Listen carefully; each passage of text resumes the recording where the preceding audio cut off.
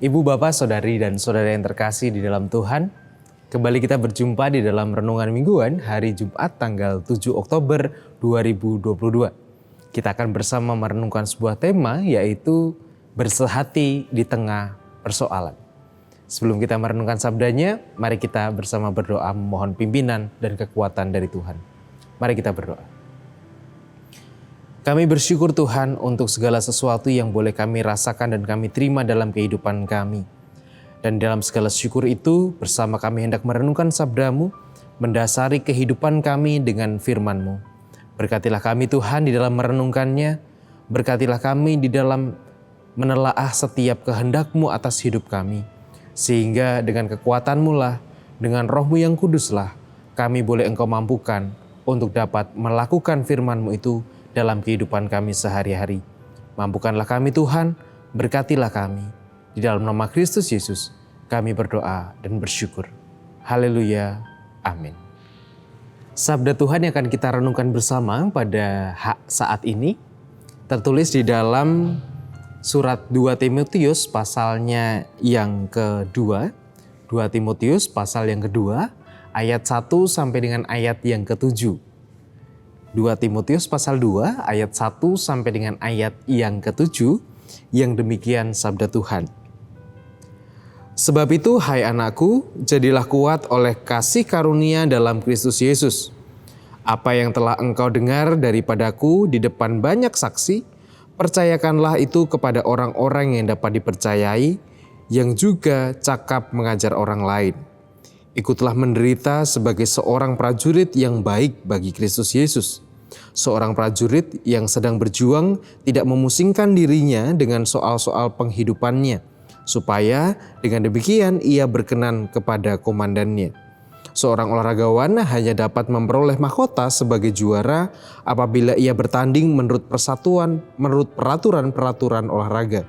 Seorang petani yang bekerja keras haruslah yang pertama menikmati hasil usahanya. Perhatikanlah apa yang kukatakan. Tuhan akan memberi kepadamu pengertian dalam segala sesuatu. Demikianlah bacaan sabda Tuhan. Yang berbahagia ialah setiap orang yang dengan setia merenungkan serta memeliharanya dalam keseharian. Haleluya, amin. Ada sebuah cerita, jadi sebuah cerita di dalam sebuah film begitu. Ketika sebuah keluarga ini sebenarnya sudah terpencar-pencar begitu. Ada sebuah keluarga yang sudah terpencar-pencar, mereka sudah dengan keluarga atau kehidupannya masing-masing begitu. Tetapi kemudian yang tinggal di rumah itu hanya tinggal bapak sama ibu di dalam satu rumah. Yang anak-anaknya tiga bersaudara, dia sudah keluar kota semua, dia sudah tinggal dalam kehidupannya masing-masing. Nah, di dalam situasi keluarga itu sebenarnya ada hal-hal yang tidak menyenangkan. Ada sakit hati, ada kemarahan, ada iri kakak dengan adiknya, dan ada situasi yang tidak menyenangkan sebenarnya. Tetapi karena pada waktu itu ceritanya adalah si bapak ini sakit keras. Si bapak ini sakit keras dan akhirnya semua anak ini dipanggil supaya si anak-anak ini bisa kumpul bersama dengan ayahnya, bisa dengan ibunya di waktu-waktu terakhir di mana bapaknya masih hidup gitu. Kemudian akhirnya mereka bertiga dengan keluarga masing-masing, mereka merapat ke rumah itu, mereka bergabung di rumah itu dan mereka hidup bersama di rumah itu. Memang bukan persoalan yang mudah ketika mereka dengan kemarahan mereka, dengan sakit hati, dengan segala persoalan yang mereka alami, mereka kemudian dipersatukan. Tetapi yang menarik adalah di dalam mereka merawat ayahnya terkasih, perlahan mulai rasa marah, rasa kesal, rasa iri, persoalan-persoalan yang dihadapi, kemarahan-kemarahan dalam hati, itu perlahan mulai terselesaikan satu demi satu. Ketika mereka bersama-sama merawat sang ayah, mereka mencurahkan cintanya untuk sang ayah sebagai ucapan terima kasih kepada sang ayah ini. Dan akhirnya ketika sang ayah ini akhirnya dipanggil oleh Tuhan, keluarga ini pun punya makna yang lain, mengambil pemaknaan yang lain. Makna yang mereka ambil adalah bahwa ketika mereka harus merawat orang tua terkasih mereka yang notabene itu tidak menyenangkan karena mereka harus meninggalkan beberapa pekerjaan yang mungkin ketika mereka kembali harus menumpuk pekerjaannya. Tetapi ketika dalam satu momen itu mereka menghadapi persoalan itu bersama, ternyata ada makna yang bisa mereka ambil. yaitu persoalan satu demi satu yang mereka rasakan mulai selesai. Nah, ibu bapak, saudari dan saudara yang terkasih dalam Tuhan, dari cerita ini kita bisa belajar satu hal, bahwa menghadapi persoalan seringkali ketika persoalan datang di tengah keluarga, ada dua kemungkinan yang terjadi. Keluarga semakin terpecah, ataukah keluarga justru bersatu hati untuk kemudian menyelesaikan bersama persoalan itu. Dalam teks yang kita baca saat ini, ketika Paulus mengatakan kepada Timotius begitu tentang penderitaan-penderitaannya, tentang mengajarkan itu, Paulus mengatakan bahwa tentang sebuah makna penderitaan itu. Penderitaan ada bukan untuk menggoncangkan iman bagi setiap orang yang mengalaminya. Tetapi justru penderitaan itu ada, persoalan itu ada untuk kemudian semakin mempertajam, semakin mendewasakan iman seseorang. Nah, demikian juga di dalam kehidupan keluarga kita. Persoalan yang kita hadapi seringkali kemudian menghancurkan sebuah keluarga. Padahal kita tahu tidak ada keluarga atau tidak ada kehidupan yang terlepas dari persoalan. Apakah ada di antara kita, keluarga kita yang tidak punya masalah? Pasti tidak ada, karena setiap keluarga pasti punya masalah. Tetapi persoalannya adalah bagaimana ketika kita harus merespon persoalan itu. Apakah persoalan itu justru kemudian memecah kita, membuat kita berantakan, membuat kita hancur, membuat keluarga kita harus kemudian tercerai-berai? Ataukah justru kita mau merespon masalah yang kita hadapi dalam keluarga kita dengan saling kita duduk bersama, kita saling berpikir bersama, dan kita saling menyatukan hati untuk menyelesaikan apa yang menjadi persoalan yang kita hadapi dalam keluarga kita. Dari cerita di awal tadi kita belajar bahwa yang tadinya ada masalah, ketika mereka menghadapi masalah itu bersama-sama, mereka menyatukan hati, ada makna yang bisa mereka ambil. Lalu bagaimana dengan kita? Bagaimana dengan keluarga kita? Dan biarlah di tengah-tengah bulan keluarga ini, di minggu pekan atau pekan pertama atau minggu pertama bulan keluarga ini, kita kembali diingatkan tentang apa sih makna keluarga bagi kita.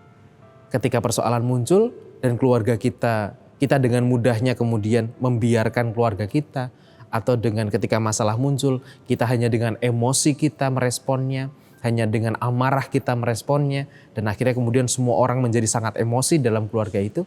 Ataukah kita mau menghadapinya dengan hati yang tenang, kita sama-sama menyatukan hati, sehingga mahkota kemenangan itu bisa kita rayakan bersama sebagai sebuah keluarga.